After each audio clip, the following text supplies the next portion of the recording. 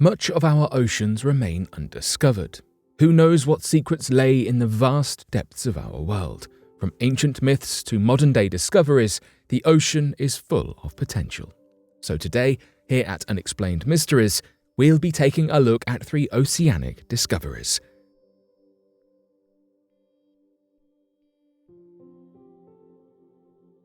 New life forms found at bottom of the Dead Sea.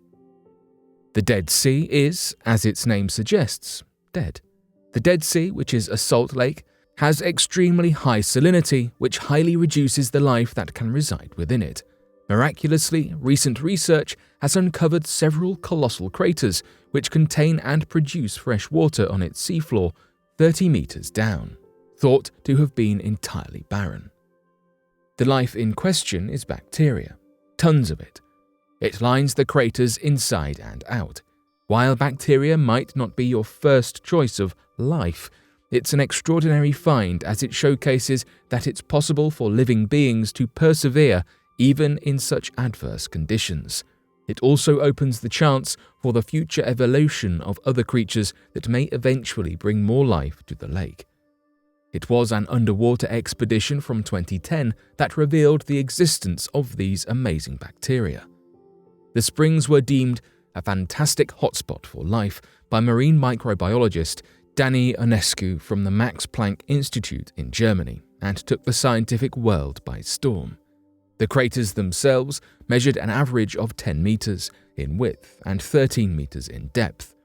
The bacteria live close to the fresh water that shoots from the springs. It has always been speculated that crater-based springs existed in the lake due to noticeable ripples that occurred on the lake's surface, but due to the difficulty of reaching them until the expedition, it was unproven. In order to get to the underwater springs, explorers needed to survey the seafloor under appalling conditions of visibility. Eventually, they found the drops that reached the craters. According to Ionescu, when you put your head in a crater, you cannot see anything. You have to have faith and will to explore. But once the water cleared near the base of the crater, seeing the plumes jetting from the earth was a fascinating feeling. Scientific expeditions such as this one allow us to directly learn more about the world in which we live, which is why they are so crucial for the development of human understanding of the universe. Once upon a time, the Dead Sea retained significantly more fresh water than it currently contains. The Jordan River, for example, used to be a constant source of fresh water and helped balance the pH of the basin. However, in the 1950s, the Jordan River was cut off from the Dead Sea in order for Middle Eastern countries to gain access to clean drinking water. As time passed, the fresh water began to evaporate and leave behind salt that dissolved into the water from soil and minerals. Because the Dead Sea is a lake basin, it does not flow into the ocean, meaning it is stuck in a cycle of evaporation. With time, the salt levels in the basin rose so high that now our oceans possess less salt than the Dead Sea. Fish and frogs are unable to last in the waters precisely due to the salinity levels. The reason why finding bacteria is so mind-blowing is that alongside the salt, the Dead Sea possesses extreme levels of magnesium, which means microbes are not able to thrive either. To find any life in a place named after its barrenness is a feat worth celebrating. In only 40 years, the depth of the basin fell by 80 feet, despite being in one of the lowest places on our planet, with no signs of stopping. The Dead Sea is growing at a rapid rate. Scientists call for the ocean to be legally treated as a living being. Our ocean is an extraordinary place. It's the beginning of all life and from whence we all came. Therefore, humanity's overall treatment of it seems extremely cruel when we consider all the wrongs we have done towards it. For centuries, it has provided us with substance and resources. It's responsible for much of the oxygen that allows us to breathe in our atmosphere. Despite this, our oceans remain the lowest priority when it comes to battles against climate change and environmental concerns. Scientists are calling for better recognition of the ocean in hopes of salvaging it for the future. Many believe that without change, the oceans could be lost to us forever. Biologist Michelle Bender and Rachel Bustamante from the Earth Law Center, USA, have released their research and argument in PLOS Biology, a scientific paper. Bender and Bustamante have stated maintaining the status quo of environmental law equates to the legalized destruction of nature. International law needs to evolve to reflect the ocean's inherent rights to exist, flourish, and regenerate. Ocean health is human health. It's notable that they capitalized nature in their statement to reflect their belief that nature deserves to be acknowledged as its own being. They claim that nature deserves to be viewed as equal to humans and not as a resource for us to demolish and abuse. This argument that the ocean should be considered a being in its own right falls under the modern concept of Earth law, which dictates that humans should see the world itself as something sacred to be protected and respected. Biologists hope to raise awareness of this movement to have the Earth recognized as something to support under legal constitutions, such as the right to exist. Simply put, certain groups believe that the Earth deserves to share our universal human rights.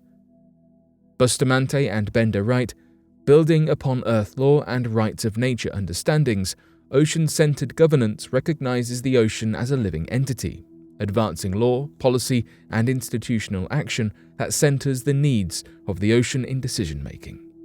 The UN General Assembly publicly announced in late 2017 that the era between 2021 and 2030 would focus on repairing the harm done to the oceans, and that the UN would place further consideration into aquatic research and figure out ways to make our coexistence with the ocean and its creatures sustainable and less damaging to the environment.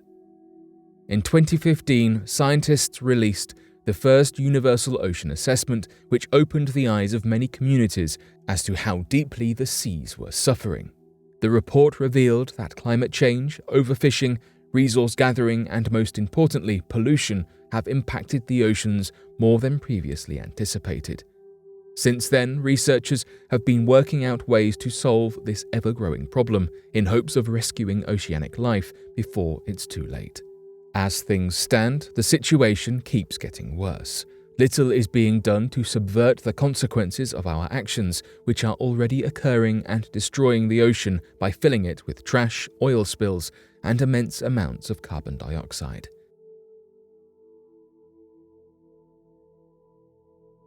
Ancient traces of a giant ocean have just been discovered. Mars, as we know it, is a wasteland devoid of greenery and flowing liquid water. However, that does not mean it has always been that way. Scientists have suspected that Mars was once a watery oasis, and now, due to a recent discovery, they have more proof than ever. According to scientists, 3.5 billion years ago, the dust-covered barren surface of Mars possessed a beautiful ocean that spread for supposed hundreds of thousands of kilometers squared. Their proof? Shorelines. Recent research into Mars's geology provides evidence of past, long-gone shorelines in the way the planet is shaped. Using various images obtained by satellites sent to photograph Mars, researchers were able to zoom in and analyze its surface.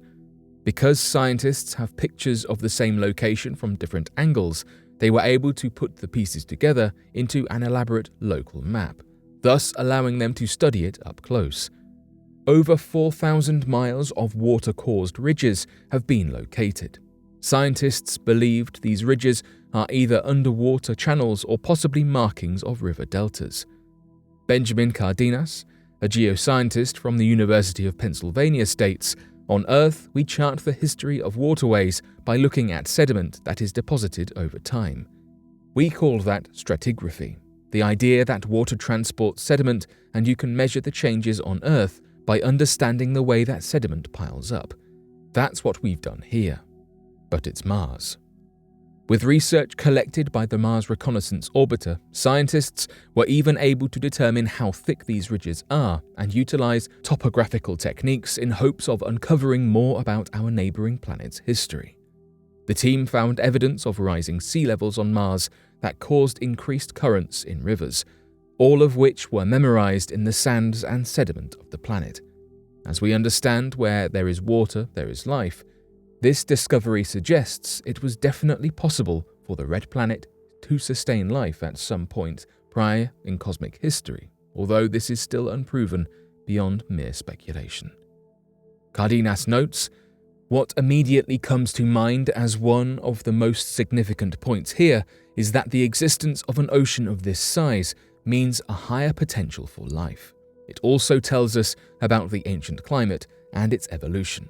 Based on these findings, we know there had to have been a period when it was warm enough and the atmosphere was thick enough to support this much liquid water at one time."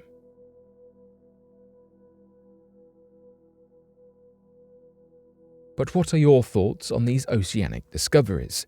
Be sure to let us know your thoughts in the comment section below and help us grow this community while working to solve these unexplained mysteries. Thank you for watching, and don't forget to subscribe for more videos.